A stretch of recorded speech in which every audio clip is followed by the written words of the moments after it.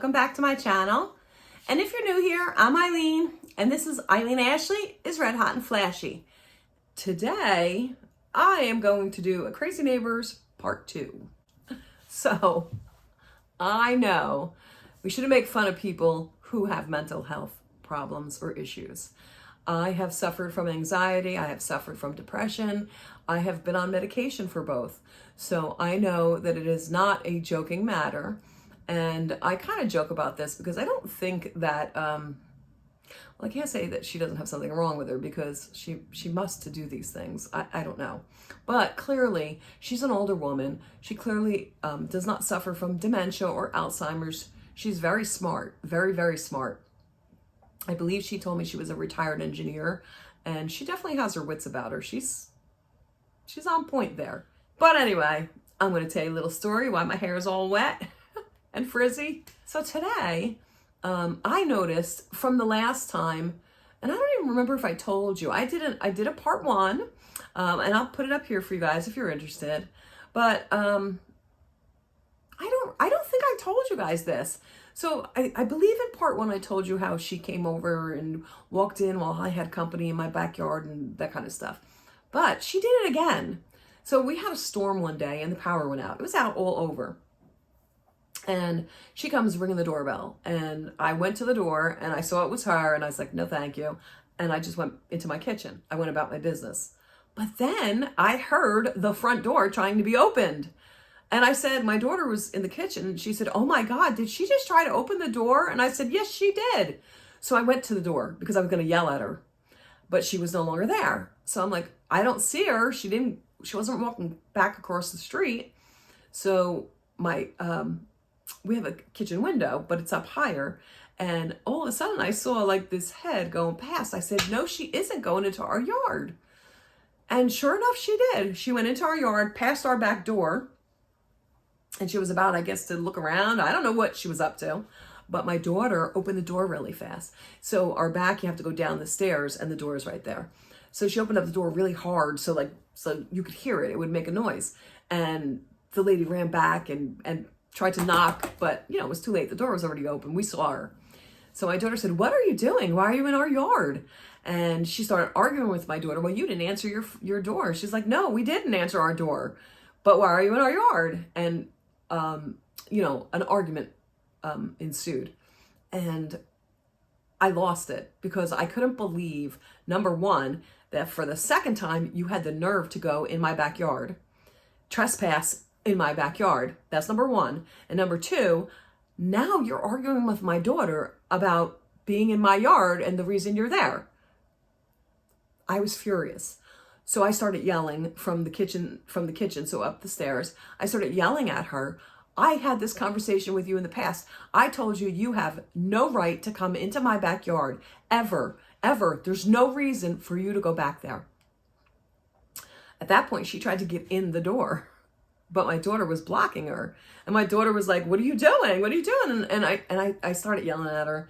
And I know it's not nice, and I don't like speaking like this to an older woman, but I kept telling her to leave, and she refused to. So then I lost it, and I said, get the fuck out of my yard, get the fuck out of my yard, get the fuck out of my yard. Every time she tried to speak, I was like, bye, bye, bye, bye. And after what seemed like 10 minutes, it was probably like 3, she finally said, I guess I'll leave, and rolled her eyes at me and left. And since that time, I have not even looked her way because honestly, I'm afraid to make eye contact with her because then she comes over. And I don't want that. I just don't want it. Look, if God forbid something were happening, if she collapsed, or if I hadn't seen her in days, I would call for a welfare check. I don't want anything bad to happen to her. And obviously I would help her if something bad did happen to her.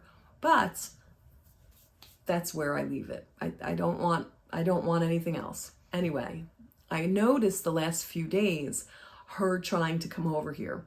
And I smoke, and I smoke outside. I don't smoke in the house. And every time I'm out there, she comes outside. And I kind of hide in the corner. And I notice her looking, but she doesn't come over. And then a couple times, I saw her start to come over, and I would go back in the house, and I would leave. And then one time, nobody was home. I had to get new tires. I had a flat. Nobody was home. They were at work. My son took me to pick up my car, and she knows all of our cars. And anyway, so on the way back home, my son got here first, and he said that she was on the front porch looking in the mailbox and in the windows. I was like, are you kidding me? But when I pulled up, she had already started crossing the street. I had seen her, but I didn't know what was going on. So, but she never came back. So clearly she was looking in the windows to be nosy or whatever she was doing. She didn't have a reason to be there, or, you know, she wasn't even finished crossing the street when I pulled in. So if it was a reason, she would have just turned around and said, oh, by the way, whatever. So I started noticing that. And then one day she got so close. She got all the way to my car. She came in the driveway into the car. I ran in the house and slammed the door. And I slammed it so she knew that I didn't want to be bothered, so she could hear the doors close. But she turned back around and went home. Now, today, I go outside and I just lit my cigarette, and here she comes out her garage. She comes in and out her garage. And I sit back and I see that she has her purse. So I said, oh, she's probably going out. So then I sit back up again, and then I see her coming, crossing the street, coming towards me. I said, oh no. I just lit that cigarette, put it in the ashtray, and I ran in the house. And sure enough, she rang the doorbell. Ding dong, ding dong. I don't answer it. Ding dong, ding dong. I don't answer it. And then I looked out the window, and she's not there anymore. But I don't know where she went. I said, oh my God, please tell me she's not in the yard again. So I go to the back of my house, and I'm looking. I don't see her back there. When I get back to the front of the house, I see her coming from this side of the house, walking, back towards her house. And I said, oh, she must have rang somebody else's bell. And then, I saw her get in her car and leave. So I go back outside and I have a cigarette. And while I'm there, I see a police car pull up, and he parks in front of the house next to her. And I'm like looking around. I'm like, did she call the police on me or something? Like, I don't know. The police gets out of the car, and he goes to my neighbor's house, my direct neighbor right next to me. And they have 2 babies. And I was like, oh my God, I hope the kids are okay. I started getting nervous. But then I remembered that he has a friend who's a police officer in town. So I'm like, okay, well, maybe it's just his friend. But then I heard sirens. And I said, oh my God, I get nervous. There's such wonderful people. We are surrounded by a bunch of wonderful people, I have to admit. I have a neighbor in back of me who's rude and has her spotlights on our windows. But other than, and the lady across the street, other than that, everyone is so nice here. But anyway, so I started getting nervous, thinking something was happening to one of the kids. And with that, here comes the fire truck. And in our town, the firemen are also EMTs. So I still got nervous. But then I saw my neighbor come out, and the neighbor across the street next to the crazy lady, they had just pulled in, and the neighbor over here called them over, and then he saw me and he calls me over. So we all meet over across the street at their house, and he said, oh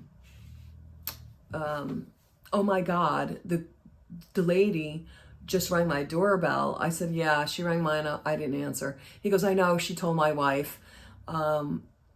She said that she rang your doorbell and you didn't answer. And my wife said to her, well, you're not coming in here, because I didn't realize this, but she also has walked in in their backyard when they were having parties and company over as well. They actually bought a lock so they could lock their gate. But anyway, so they know they don't bother with her either. So the wife said, you're not coming in my house. I have 2 kids here. I don't have time for this. And she said, well, I rang Eileen's bell, and she didn't answer the door, but I have a gas leak in my house, and I called public service. That's what we have here, PSE&G, public service. She said, I called public service, and they told me to get out because my house is going to explode, and to tell the neighbors to move their cars because their cars are going to explode too. So,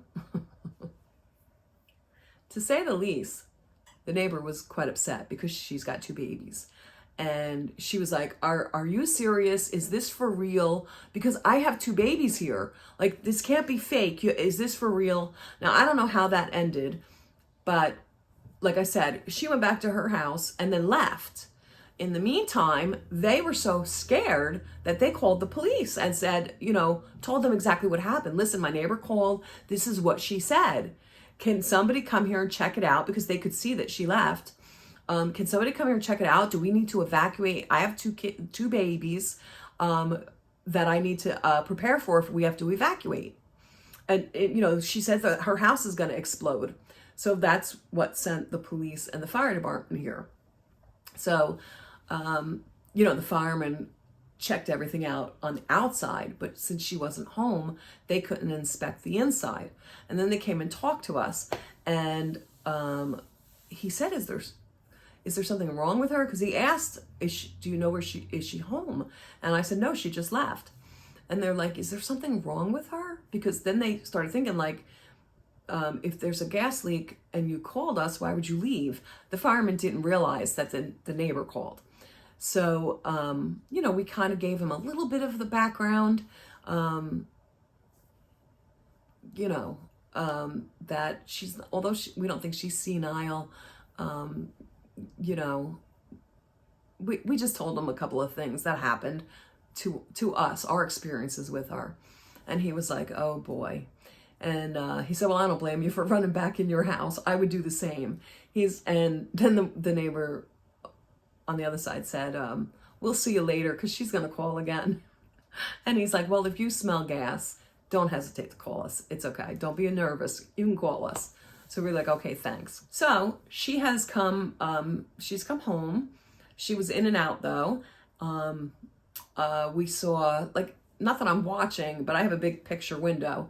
So I kind of could see her porch, I could see right there. So I saw like a repairman, come in, but she wasn't home. So I said, oh, maybe it's her furnace. Maybe the pilot light went out or something like that. Something easy.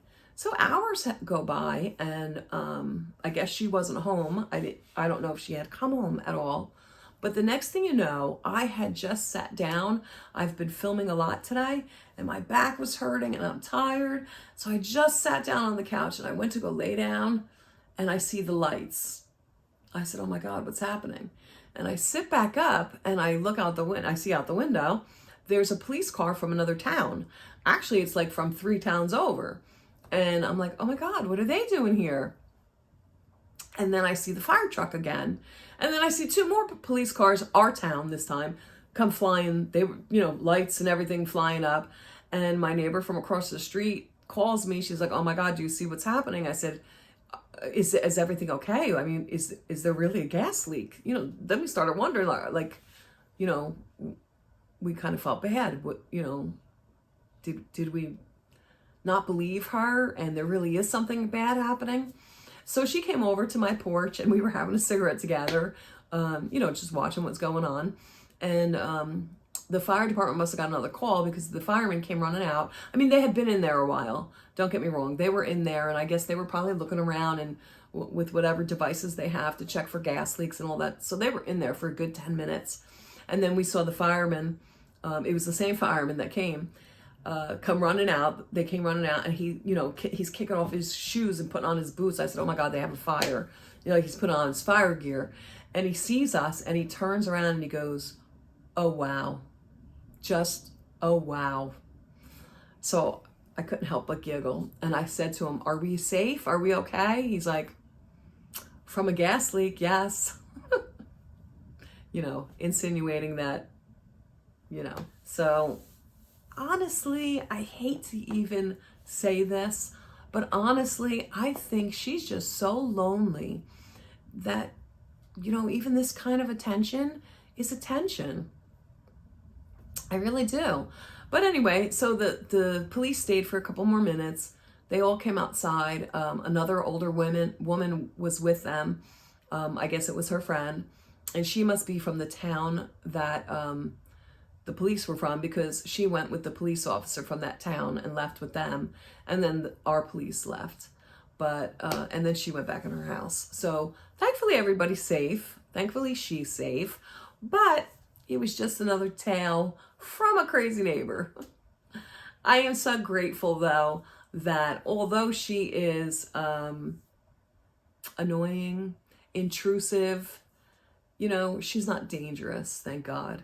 And I do feel bad. I feel bad that she is so alone. I would like to talk to her. I used to talk to her, but then she just got too aggressive, too, too in our business, so to speak. Like, you know, people coming over and she's going to come in the yard and try to get in my front door. And it was just too much. I hope that if there is something wrong with her, she gets the help that she needs. If you guys have any stories, leave them in the comments below. I always like to hear some craziness. Hopefully it's not bad craziness, but if you like today's video, please give it a big thumbs up. It really helps my channel out. And if you're not already subscribed, please consider doing so. Be part of our family, our crazy family. Hit that subscribe button below, and don't forget to hit the notification bell so that you get notified every time I upload a new video. Until next time, everybody. Bye.